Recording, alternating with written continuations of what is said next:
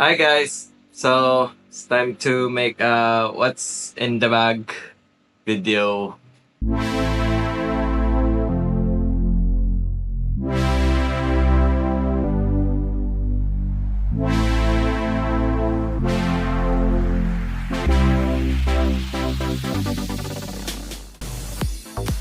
So, mga ano na ako, 9 months pa lang ako nag-golf.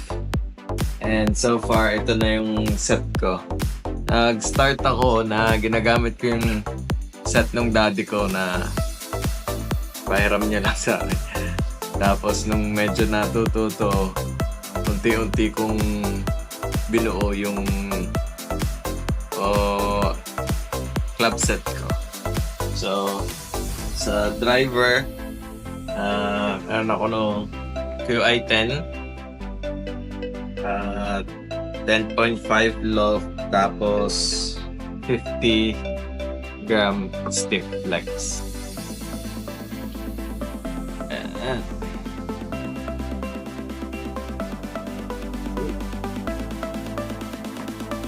Tapos yung mga woods ko, kasi nabili ko nung super sale, mga 70% off. Yung style 2 na set sa woods, 3 wood at saka 5 wood at saka 4 hybrid.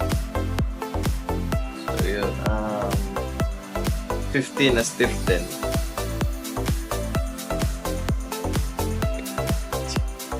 Wood, 5 wood,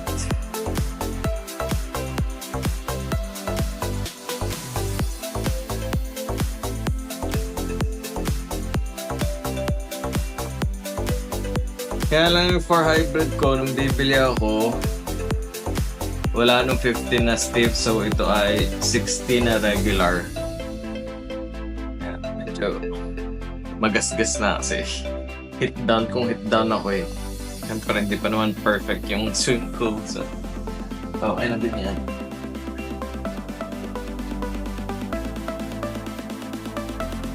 Tapos yung iron set ko ay P790. Ano ata to? 2023 model.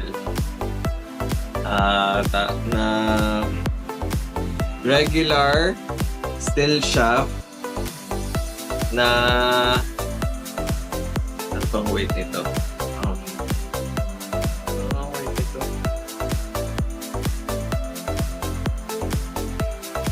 105. So, 105 gram steel shaft na regular flex. So, medyo mabagal pa naman yung swing speed ko, kaya tama lang to sa akin, feeling ko.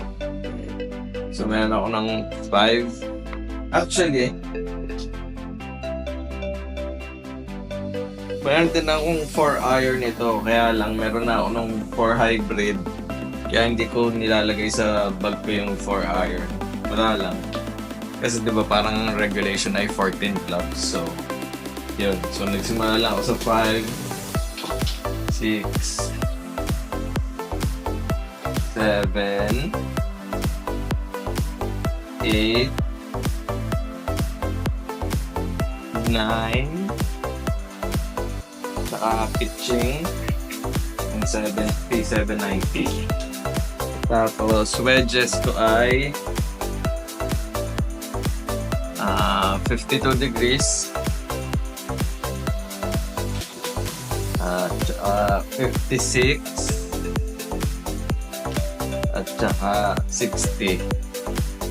Bili ko lang ito mga second hand ng mga to. Sobrang luma na.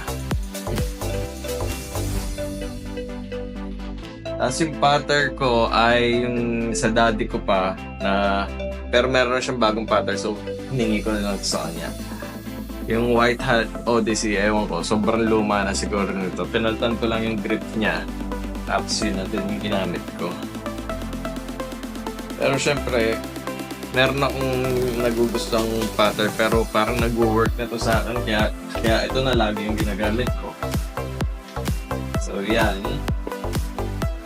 Tapos yung bag ko ay QI10 na bag na tailor-made.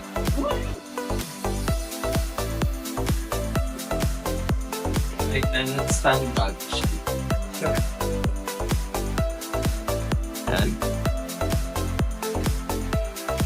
So, ang mga laman pa ay ito, nilagay ko ng towel. Tapos dito ay rain cover. Tapos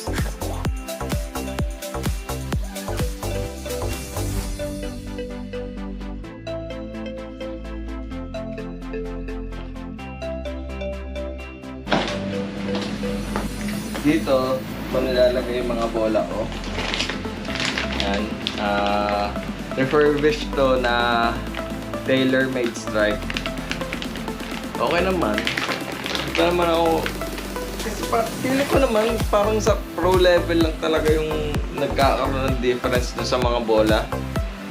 As long as hindi pa siya kalbo o kaya din, alam mo yun, hindi pa siya basag, parang okay naman siya. Tapos bumila akong rangefinder Lazada. Tapos nilagyan ko siya nung magnet strip. Mura lang to. Siguro mga less than 2,000 lang ata o 2,000 something. Parang gano'n. Yan. Tapos dito ko nilagay yung mga teeth. Long and short. Ganyan. Plastic to. Kasi yung dati bamboo. Tapos almost every hit napuputol na agad siya. So advice ko lang ay plastic yung bilhin. Kasi ito yung shorty ko para sa mga iron at saka woods, ganyan. Yan. Tapos dito wala naman akong nilagay dito. Gloves lang. Just in case, bagong glove. Tapos, wala na. Ito minsan, pag ako sa driving range na hindi mat, ito yung ginagamit ko kasi ito yung may magnet at saka tali. So, yun. Lagay mo lang dyan. So, hindi ka nauubusan masyado ng tea. Kasi pag yung nawabali o kaya nawawala. So, yun. At saka, sunblock. Hindi ko naman ito masyadong nagagamit na pag nandun na ako sa course kasi lupa-lupa na yung balat mo tapos magpuputi ka lang. So, yun. Tapos, may suksukan din to ng payong.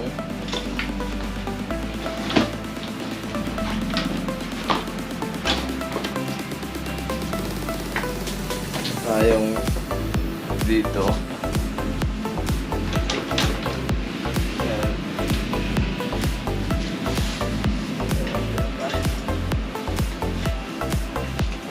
So, anong pa yung yun. So, that's in my golf bag. So, yun. Thank you.